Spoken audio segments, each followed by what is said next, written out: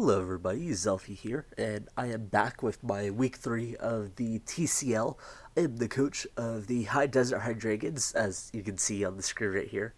And yeah, I already played my match for this week. We actually got this done pretty early into the week, so I wanted to go over the replay and my team building like I usually do. So if we're going to look at our opponent, we could actually look at them side by side. So my opponent has Lycanroc, Toxapex, Dracozolt, Grimmsnarl, Cloud, Sceptile, Durant, Alola-Tails, Gigalith, Arctovish, and Sigilith. And right off the bat, my opponent's team isn't that strong in terms of pure stats. The only quote unquote legendary mon that he drafted was Bicephalon, but that does not mean his team is not scary. First off, he has Dragozolt and a Sand Center and Gigalith, so I actually think that's enough to carry a team if you know how to build around that dynamic and you know how to play to your strengths. I think Dracozolt is probably one of the more scarier mons you can face in the entire league. Um, on top of that, you also got Grimmsnarl. Grimmsnarl can do a lot of things. It can bulk up, it can screens. And then you also got Cloud. So I don't think his draft is bad at all. I just think it's not really flexible. I think there's a lot of mods here that I just wouldn't send into battle that often, or I think are too linear. And he also drafted Alola-Tails and Arctovish, which I think conflict with his Dragozolt plan, which I think is really strong. Obviously, my opponent thought that Dragozolt was pretty strong too, as the first 2 weeks he brought Dragozolt teams as well. So I sort of planned my week around Dragozolt as well. If you look at my team, I actually don't have a lot of great answers to it.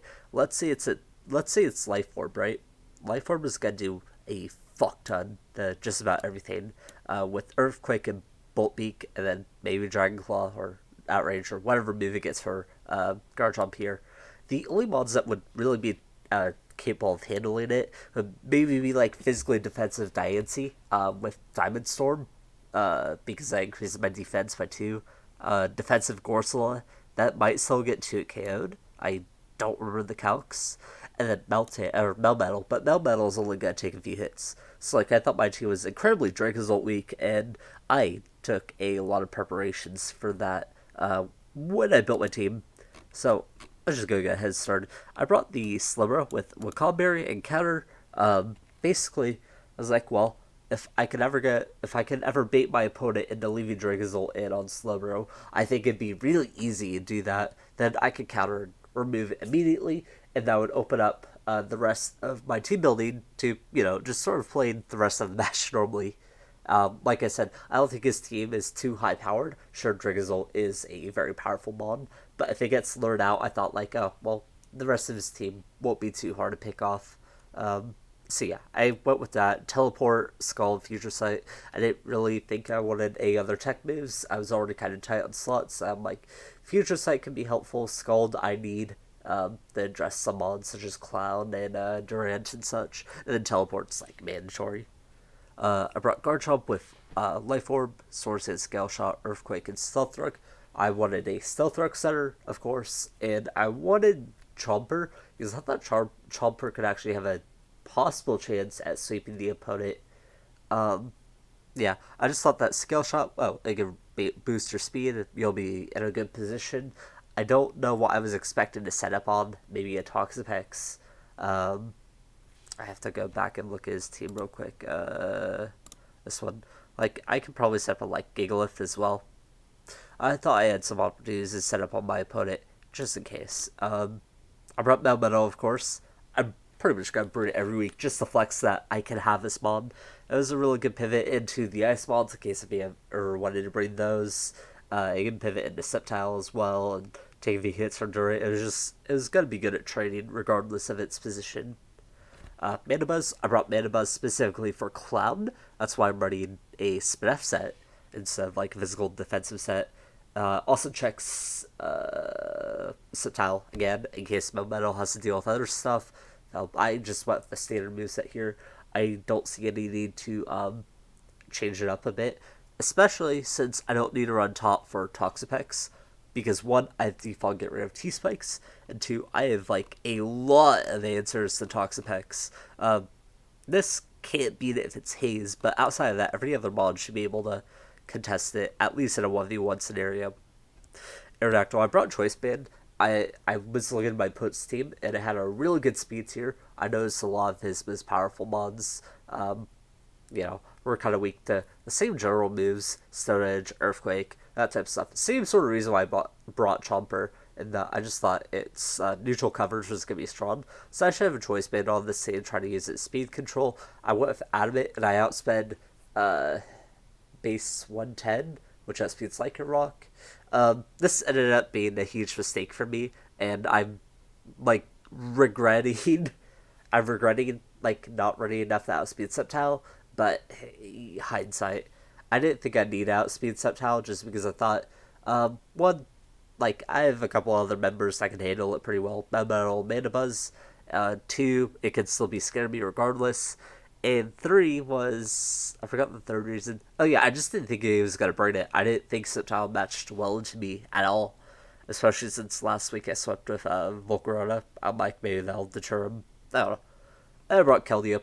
I wanted to be able to set on Toxapex, unless if it was Haze, which would have been fine, because it's still that other stuff there. If it was Haze, it was going to be locked on moves as well, so I just brought Keldeo. I figured I'd have some type of backup sweeper. But yeah, that's the team. I thought it matched up pretty well. One more thing about Keldeo. The reason why I brought Keldeo as my sweeper is because, like I said, I thought he was going to drink his ult, like 100%. I thought I had a fantastic matchup against me. And so I brought Keldeo because I'm like, okay, with the Slowbro lure, that would present a great opportunity for Keldeo because now the Gigalith is dead weight, and one of the few mods that can reliably revenge kill me in the Dragonzolt would be dead. And once again, I didn't think he was going to be a Sceptile. As you can probably tell by like the tone of my voice, there's a lot of things that didn't go as planned, and I will kind of state my team building here that I made a lot of miscalculations. I think the two biggest miscalculations was realizing, hey, Melmetal does not need Choice Band in this match. It was helpful for Durand, but then again, better team building decisions would have also been better for Durand. And I could have ran a Assault Vest on this, and this would have helped, or Assault Vest or Lefties actually, and those would have helped greatly. The other mistake that I had was that I was not running enough speed for Sceptile, and that really punished me a lot. But now that we're done with the downsides, let's actually just get right into the match.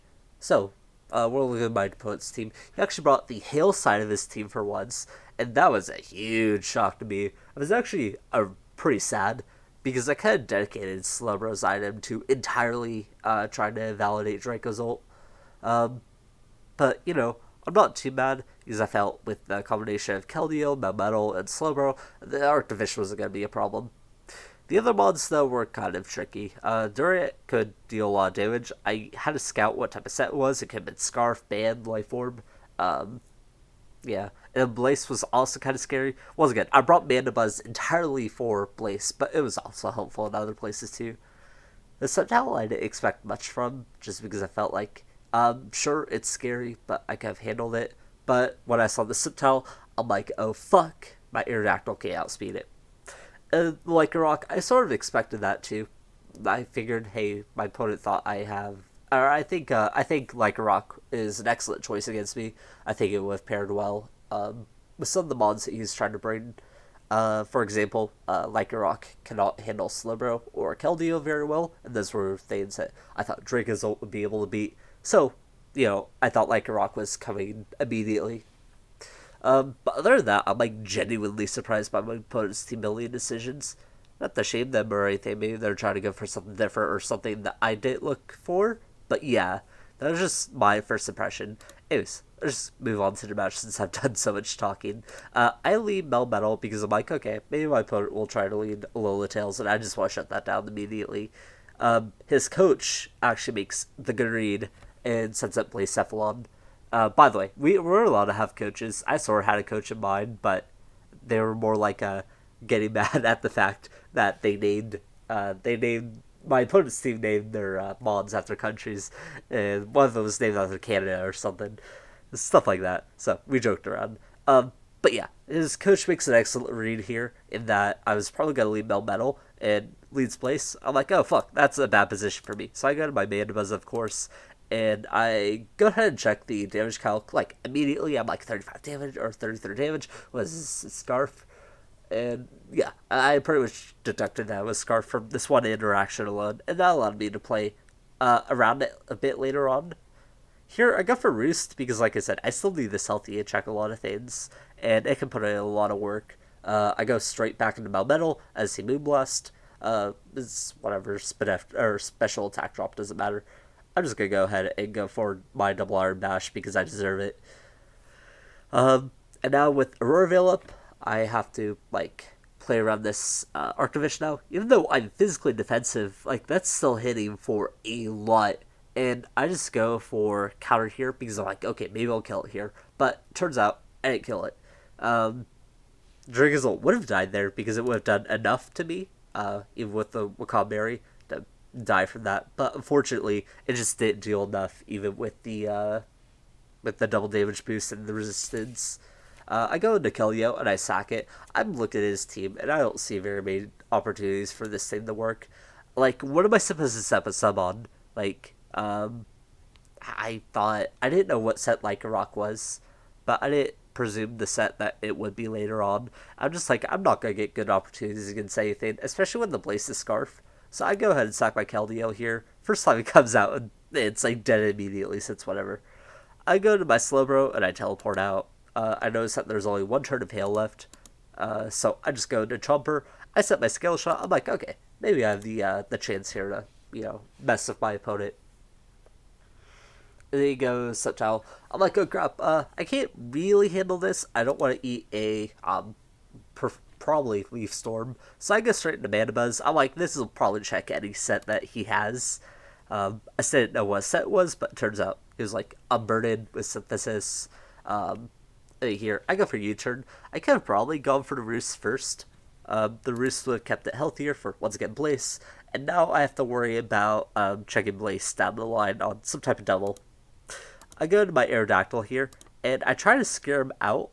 I try to scare him out here, just because I'm like, oh, well, fuck, my Aerodactyl can't outspeed. There's something else I can do, so I just go for that. Because Focus Blast, it misses, and I think even if that hit, I would have been fine. It would have been really close if that hit and I roosted. But I'm pretty sure that I can take 2 Focus Blasts and burn damage and still live.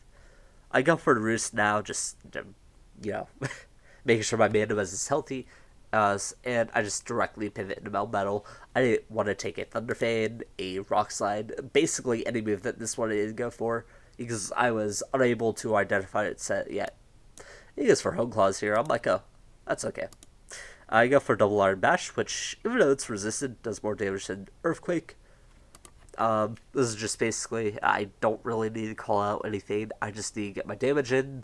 Melmetal's fine versus 2 of his other ones, but I'm pretty sure I can still handle him regardless, and Destroy is a problem right now. He goes for Iron Head here, which is something that I expected. There was a consideration in the back of my head to double into Aerodactyl right now. I'm like, no, I think my opponent would go for Iron Head here. That felt like the appropriate play for my opponent. Unfortunately for him, it doesn't kill me, but fortunately for him as well, I just get flinched. So that whole interaction didn't matter. It could have also been a roll. I want to point that out. That's not my opponent getting lucky, or it could have been. Who knows?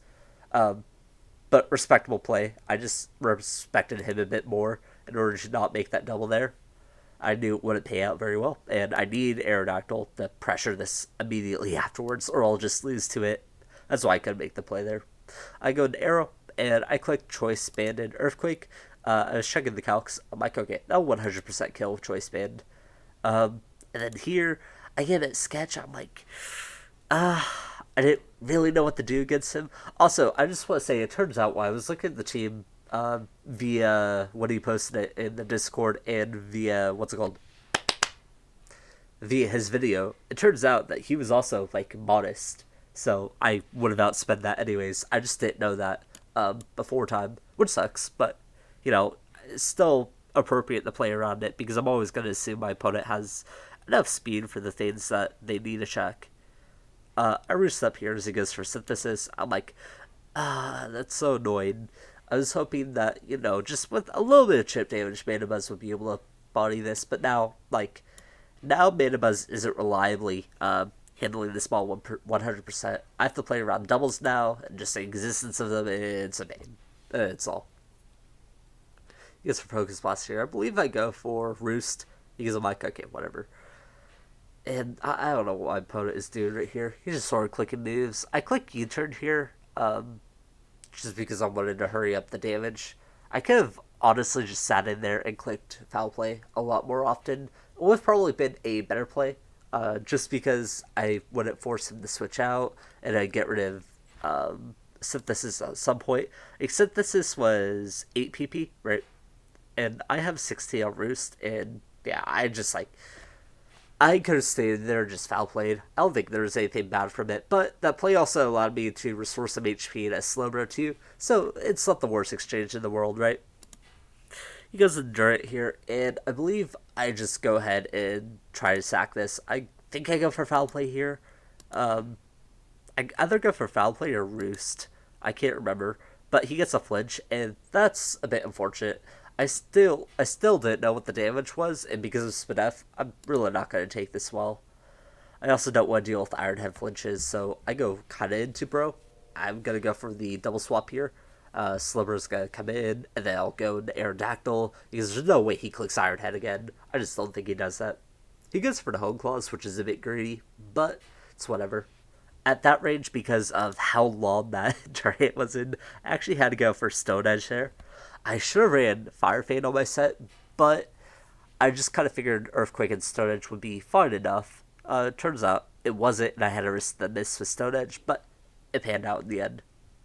First time that this Mon comes in, and this kind of leads into the end game, where I'm just trying to make sure I maneuver around my HP enough to the point that I can win, and get all these trades off, because at this point, we're just kind of in trade mode, and I have to make the responsible plays and make sure that I come out on top. Thankfully, I have Regenerator, which is a huge advantage in these sort of like trade war scenarios, because every time we're in one of these, Regenerator mods will almost always trump it if played properly, just because, well, they can't trade against your Regenerator mod, basically. I also have the numbers against them as well, so even though I'm at a speed disadvantage, and he's running 3 pretty offensive mods, I'm still ahead, technically. So he goes for a Cell Rock, which is fine. It's the good call against Aerodactyl, means you threaten it out. He swaps out, tells me that he's probably choice banded. I didn't think about that far when we got into it, but I was like, he's probably, like, choiced, right? Either that or Sash. But I was thinking more so choice, just because of the damage it did. What am I doing here? I forgot. Right, so I just go into this. I believe I clicked teleport. I knew he wasn't going to stay with like a rock. I'm like, okay, I just want my HP up. He sends it Septal, which is good for me, because I get the roost off on this. And once again, the point of this whole last section is just to win the trade war. I have to get the leverage that way on him if possible. So I go to my Garchomp here. I know without an item, I am not going to die to Dragon Pulse. I refuse to die to Dragon Pulse. I go for Scale Shot here. Unfortunately, I'm also Life Orb, so that's really going to tally on my HP. And this is going to happen where I go into Slowbro. I saved the Garchomp, because even though it's technically worthless, it isn't. Because the Garchomp essentially gives me another 33% health on my Slowbro, and that's one of the important things to acknowledge here. So I go to my Slowbro now, take 26, and then take 25, so I'm down to 50. I go for Scald. Unfortunately, it doesn't kill, or I get the burn, and now I go for the Raw Swap. I just didn't want to take the extra damage that I would have taken from a Cell Rock. I didn't think it was necessary, so I just go to Chomper here. He goes for Flamethrower. I'm like, cool. Allows me to go back into Slowbro, which will then again allow me to go for Scald. I could have also alternatively stayed in with Aerodactyl against him. I don't know if it would have lived a +1, because I don't trust Aerodactyl's bulk. I could have also counted it too, but I figured this is fine. let's play. This line still wins me the game, bar, uh, bar a bird and a crit. I think. I'm not sure. But I go for Scald as it counts. Whatever. I swap out into Mandibuzz. Mandibuzz is not going to be checking the Lycanroc, so this is fine. Flamethrower, whatever, takes me out, and then gets +2. This is a bit scary, but I still have the Aerodactyl alive, so that's great. He goes for Flamethrower here. If that crit, I would have lost. Oh well. But I don't. And thankfully, I get the kill. I would have loved to have been able to try and outplay the crit, but just with the way that I set myself up in this matchup, I don't think that was a luxury I had. And then he goes into Lycanroc, and of course, I go into Aerodactyl. It turns out his only physical rock move was Stone Edge, or was Accelerock. And if he had Stone Edge, there was a possibility that he could have tried and beat me with clicking Stone Edge there, but it was like a 50-50, and he just didn't have enough rock stabs. So I come in with my Slowbro one more time, and I scald him. So thank you, Slowbro, for really carrying this fucking team. Jesus Christ, I'm pretty sure I used Regenerator like 10 times throughout that entire match in order to win that, and it was a lot closer than it needed to be. A lot of my sets ended up doing nothing, and um, that was due to me preparing too much for a specific set of mods, and I realize this in hindsight now, that I do much better when I prepare for everything than what I do when I try to predict what my opponent is going to bring. And I think that is especially true when you look at my replays for this season. But there's also like another fun draft league for CypherCore that I'm doing right now, where I tried to prep for like a specific team, and my plan didn't work out, and I had to play from the back foot the entire game. And I kind of felt the same thing in this too, except this felt higher stakes because this is like, I don't know, competition and impressing people, I guess. So I think what I've come to the conclusion is that I don't need to prep for specific mods. Sure, having lures and stuff is pretty cool, but I shouldn't build my team around the point where I'm just not going to acknowledge other mods and lose to them because I didn't acknowledge them in the team building phase. And that's probably the biggest takeaway I had from this week. Anyways, though, if you enjoyed this video, leave a like and comment about like why Slowbro is so fucking broken, or why Regenerate is a good ass ability. And I'll also leave the opponent's YouTube in the description. I know they already have the video up. I actually watched it before recording this, just so I could garner their perspective a little bit. And yeah, I don't have too much else to say, so yeah, bye.